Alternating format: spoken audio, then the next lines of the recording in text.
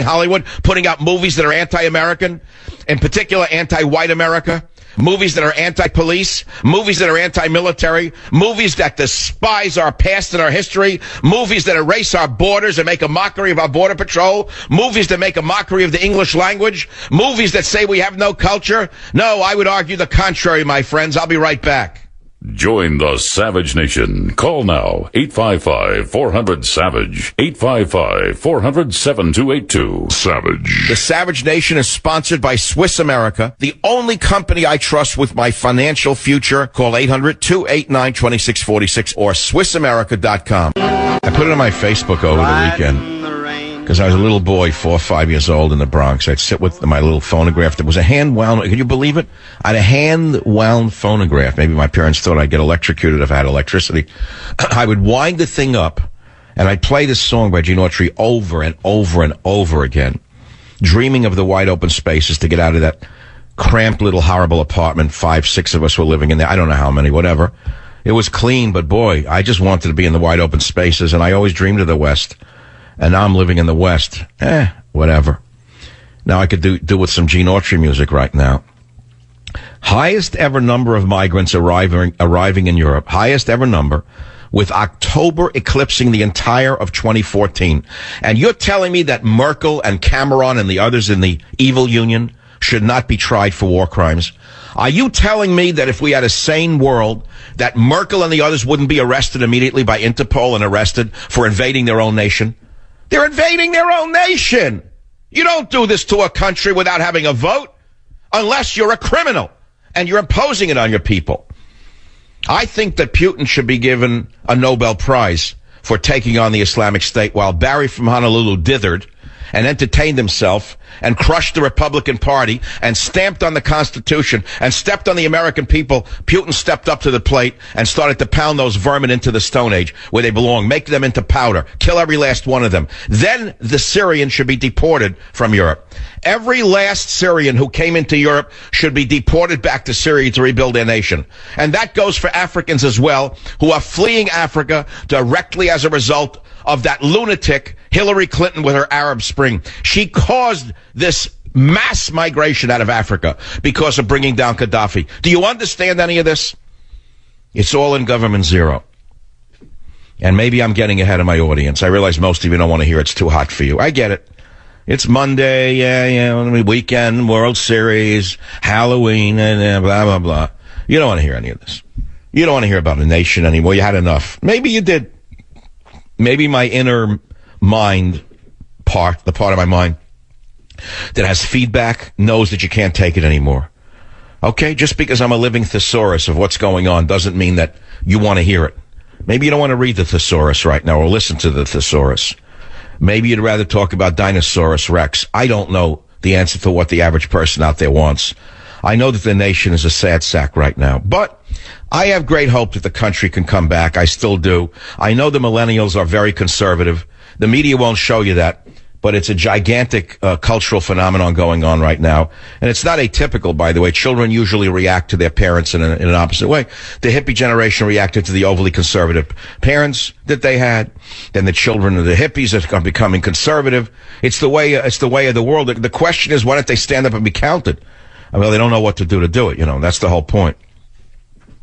Anyway, let's move on to something else. And I don't know where I want to go yet. Friday, I did an interesting show, and I asked men why they're afraid to get married. Are they afraid of women? Remember that show?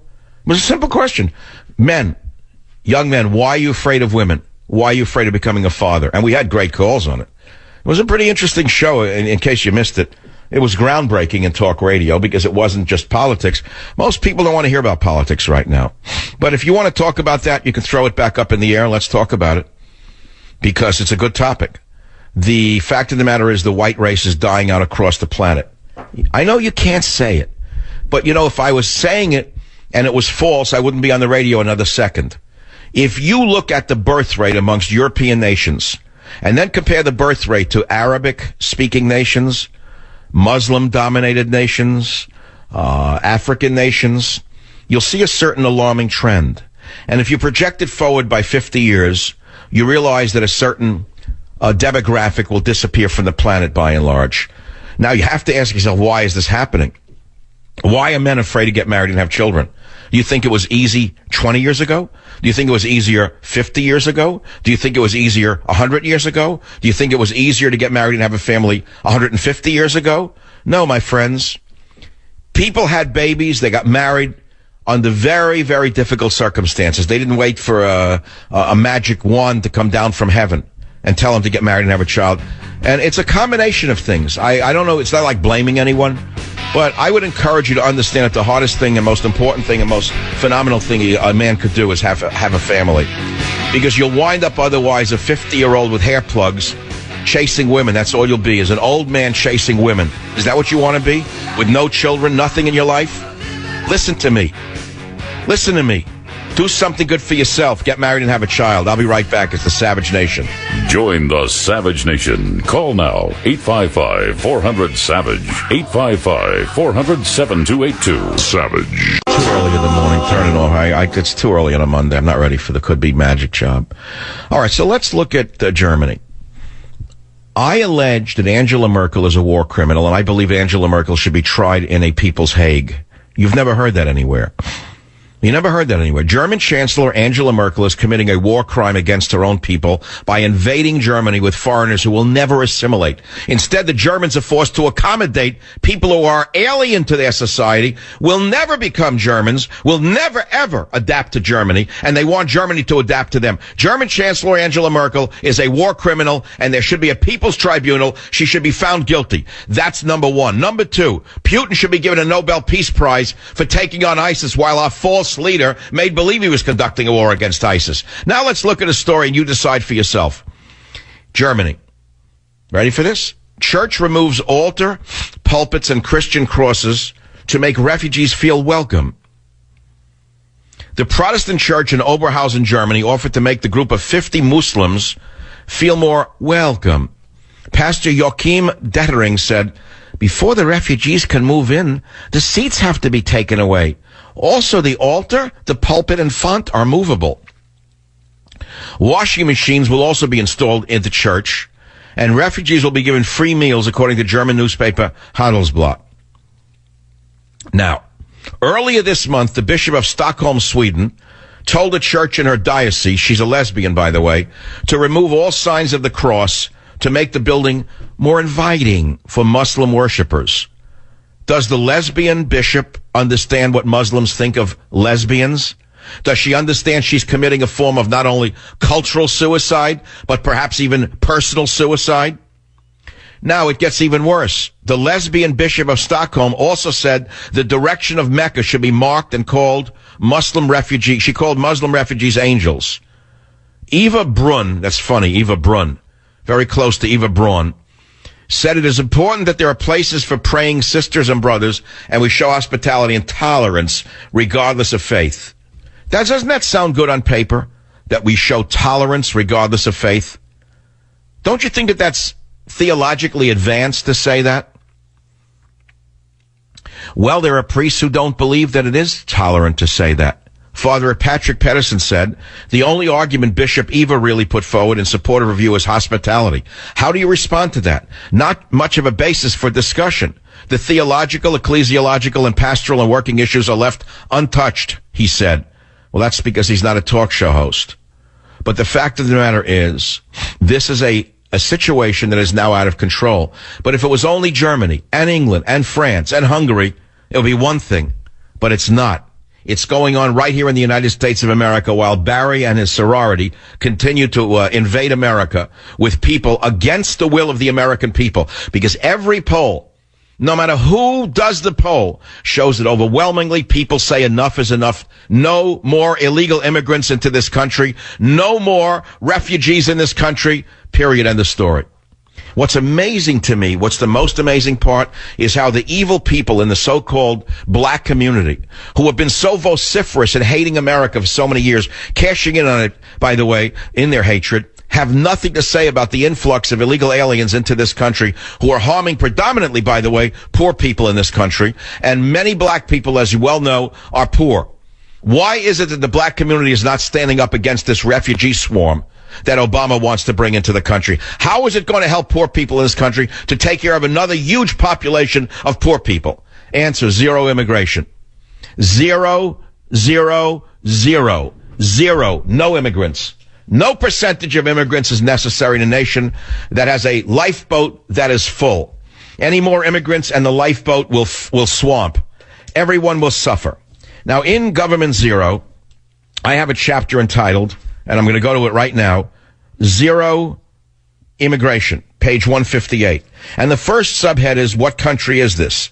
Sleeper cells among us, leaving Christians to the wolves. The sleepers awaken, importing crime, importing disease, importing socialism, illegal immigrants for profit, meaning who is cashing in on the immigrant surge. I name names and I name the corporations. On page 189, I give you some hope. Can we get America back? And it's only hope. It is only hope to get America back. Because unless there is a people's tribunal for these evil socialists who hate borders, language, and culture, there is no hope.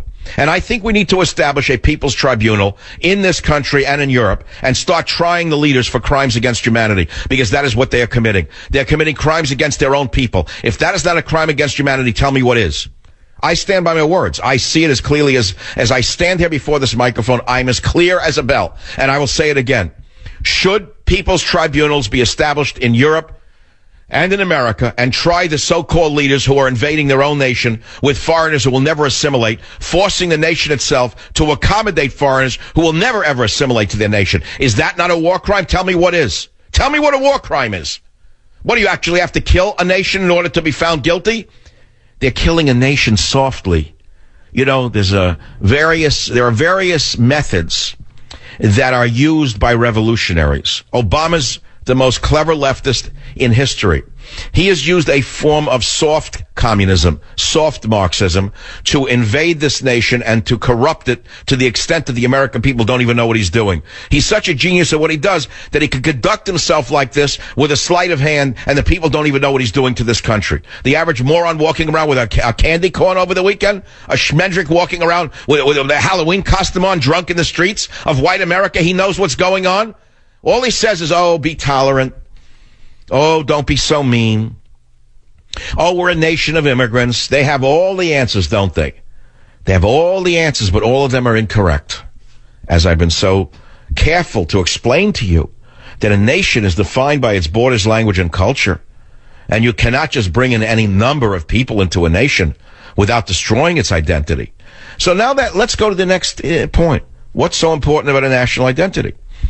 What is so important about it? Why can't we all be, like Obama says, a citizen of the world? Don't many liberals who are so advanced, all the therapists, all of the professors who travel to Thailand for sex, don't they all tell you that they're citizens of the world? What they really mean is they like cheap sex and brothels in Thailand, where they can conduct themselves with 14-year-old children. That's what they really mean by citizens of the world, because they know that the laws are much less strict in The Hague, which I won't go into. I won't go into The Hague and who runs it, and who they are, these devious war criminals. Now, if you think I'm angry, I apologize in advance, but I'm also being very, very truthful in what I'm saying to you. I may be angry right now. I'm really more agitated than I am angry. I'm not angry at all. I'm agitated because I don't know how much longer this world can survive with these war criminals running our countries. Let's start using the correct word. Merkel is committing war crimes. Is she or not? Is she or is she not, in your opinion? It is a talk show. It's heard around the world on the internet. Is there someone in Germany listening to this show right now who disagrees with me? Robert, leave a few lines open. I want European callers right now. What is it now? I get on the old clock, +9, 8 from 5 in the morning. There must be an insomniac in Germany somewhere who's hearing this show. Is there a German listening to this show who disagrees with me when I say that Angela Merkel is committing war crimes against her own people? I want to hear it. That's all. I don't know if we're going to get any. 855-400-7282 is the phone number. Let's get some callers. And let's go to WMAL. Ken, welcome to the program. He's calling from Washington, D.C. on line 9. Ken, go ahead, please.